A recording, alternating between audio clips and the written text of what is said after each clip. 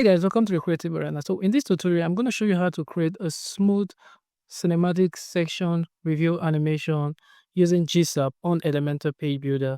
And if you're using the Elementor free version, you'll be able to achieve this effect easily. Okay, so at the end of this tutorial, this is what we're going to create. Now, when you scroll down, you're going to have your section split open in a diagonal format like what you have here, and the next section is being reviewed. And this section here is clickable, as you can see. And when you scroll back up, you're going to have them come back together like that. Okay, and there is also another variation whereby we'll have a straight line splitting like what we'll have here. Now when you scroll down, you're going to have your section split upon in a straight line that's from the middle, creating that cinematic effect like this. You can use this here to showcase your portfolio. You can even use it in your hero section to showcase the next section, and then you continue scrolling just to create that wonderful in-depth cinematic feel for your viewers. Okay, and get this particular effect is responsive on all devices, and we can check it out on tablet. And then when we scroll down, this is what we're gonna have it split up on like that, and even on mobile as well. Now on mobile, this is what we'll have, and when you scroll down, you can have it split up on like that, and when you scroll back up, you're gonna have it come back together. Okay, like this, and this content here is clickable. So this is a very wonderful animation you can use to stylize whatever project you're working on. And I will show you how to make use of either the diagonal splitting or the straight line splitting. And also this background here that is black color, you can either use an image for it or video for it. If you're using a video, I'll suggest use an external link video to add the effect so it doesn't make your website take long to load. Okay. So without further delay, let's dive in and get started.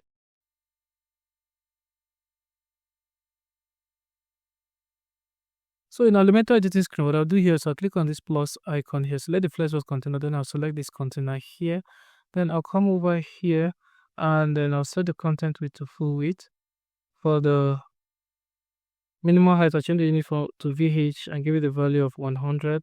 Justify content to the center and align item to the center. Then I'll come over here to the style option. For the background type, I'll set it to classic and just give it a background color, something like this, somewhat like that. And then what I'll do next is I'll come over here, click on add element, and then I'm going to add a container within it. Now for reference purposes, I'm going to call this one here our slide wrapper container, and then I'm going to come over here, the container within the slide wrapper container, I'm going to call this one here our content container. So for the content container, what I'll do here is I'll come over here and then justify content to the center and then align item to the center. Okay, now I'm going to come over here. For this content container, you can put whatever content you want to put here in this one, but for the purpose of this tutorial, I'm just going to put a basic call to action form of content like that. I'm just going to drag this heading here, come over here, and then for the text here, I'll just set it to welcome to. Then I'm going to add a break, the Creative Arena. Okay, now go to the style option and tweak it a little bit. For the alignment, I set it to the center. Come over here to the typography. Font size, I change the unit to REM and give it a font size of 4.5 REM.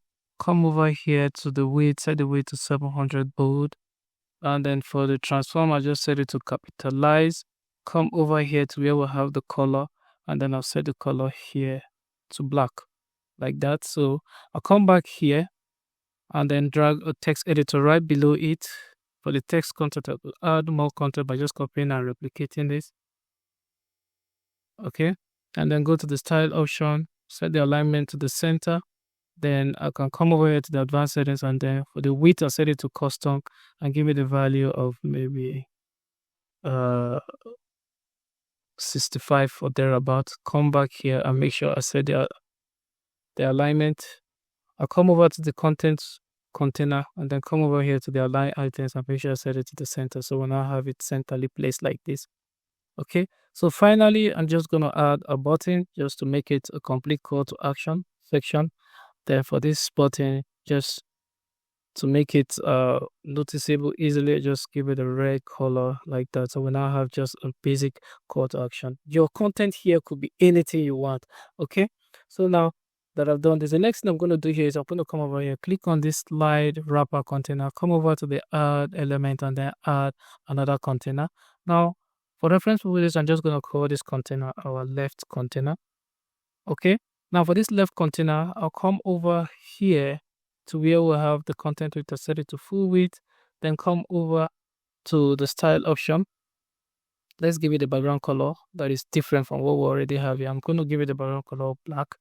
Okay, then what I'll do next is I'll come over here to the advanced settings, and then I'm going to come over here and set the position to absolute, then go back here to the layout. Now under the layout, I'll come over to the minimum height and give it a custom minimum height value of 100%. So it fills the whole screen. Then come over here, just fill content to the center and then align item to the center. Come over to add element and add heading widget. Now for the text, I'm just going to put a basic text. You can put whatever text you want to put here, but mine will just be scroll to explore. Okay, and then I'll just come over here to the style option, make sure the alignment is set to the center, and then go to the typography, change the unit from pixel to rem and give it the value of 4 rem.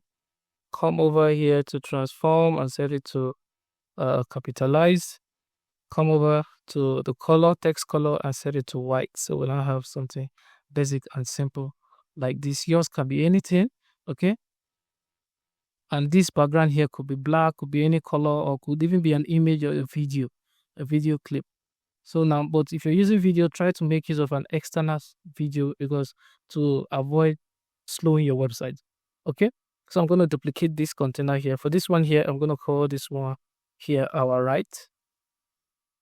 Okay, now for the right container, what I'll do next is I'll come over here and then go to the style option. So you see that there are two similar containers. So I'm just going to change the color a little bit and temporarily. And then I'll come over here, and when I hide the right container, you're going to see the left container, which is black, and the right, which is white. So we'll have two similar containers like that. Okay, so for the red container, I just go back and set it to black as well, because I want to use one color to do this effect. It looks great with one color or one image, one video like that. Okay, so now that I've done that, the next thing I'm going to do is I'm going to add the various CSS classes to our container so that when we apply our code, the effect will take place once we publish and preview our settings without going over to start adding CSS code. So I'm going to come over here, start adding our custom code. So I'm going to search for the HTML, and then I'll select the slide wrapper, come over and search for the HTML.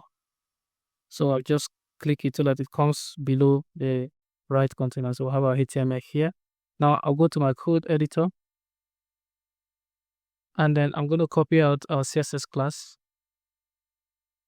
And I'll come over here to the slide wrapper, go to advanced settings, and then I'll add the CSS class here. Then I'll come back here to the code editor, copy this class here, slide left, come over here to the left container, and go to the advanced settings, and then I'm going to add a CSS class, slide left, come over to the right container, go to the advanced settings, come over to the CSS class, and then I'm going to add it, and then change the left here to right. So we're done adding the CSS class. Now let's come over to this HTML and then come over here and add our code. Now you do not have to worry about this code because it's going to be made available for free on the video description. So you just copy it and then make use of it in your project. So I'm just going to copy that out, come over here, and I'm going to paste this. Okay. Normally, if we have different colors, you're going to see okay. So now that we've done that, to preview our changes, you can see that nothing happened here because we are having just one color. Okay, so I'm just going to click on publish.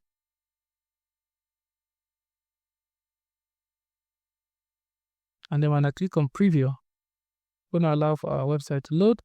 Now it is loaded. And this is what we'll have. Now, when we scroll down, this is what we're going to see. We'll scroll, we'll now have this diagonal split, and that the content within is reviewed. And when you scroll back up, you're going to have it come back like that, and like if nothing happened, or like if there's nothing below the section. So when we go back up, we'll now have it like this. So this is a very cool animation. I'm going to show you something else that you can do. Now you can see here that you have some level of bottom scroll bar, which is what we do not want. So to remove your bottom scroll bar, you're going to come over here to this slide wrapper container. Come over to the layout. Make sure you set the overflow to hidden. And then if that doesn't remove the bottom layout, come over to this section here where we'll have the width and set the width to 99.9%.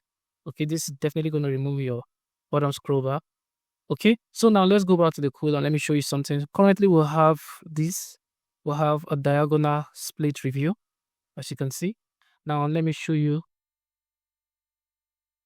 something. Under this code here, you can see here we have straight line slide review. So in order for you to activate that, you're going to come over here, select this. And then if you're using a Mac laptop, you can press Command forward. But if you're using Windows, you press Control forward. And then you now hide that. And then you come over here and select from this section here where the right dot slide.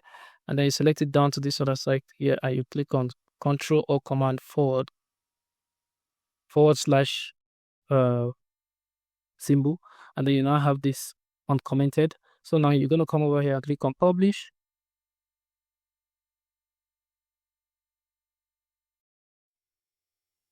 And then we'll come over here to preview our changes. We're going to allow for this to load.